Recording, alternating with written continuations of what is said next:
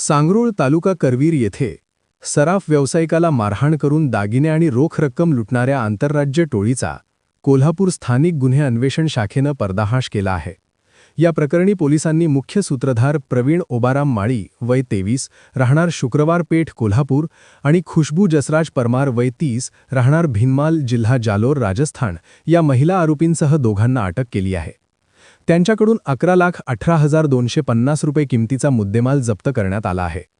तक्रारदार तेजाराम माळी वय 45 यांचे सांगरूळ येथे लक्ष्मी ज्वेलर्स नावाचे दुकान आहे।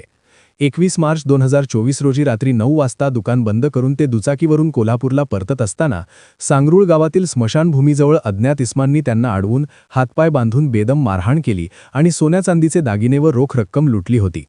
या घटनेमुळे जिल्ह्यातील सराफ व्यावसायिकांच्या मध्ये भीतीचे वातावरण निर्माण झाले होते। पोलीस अधीक्षक श्री योगेश कुमार गुप्ता आणि स्थानिक गुन्हे शाखेचे पोलीस निरीक्षक सुशांत चव्हाण यांनी समांतर तपास सुरू केला।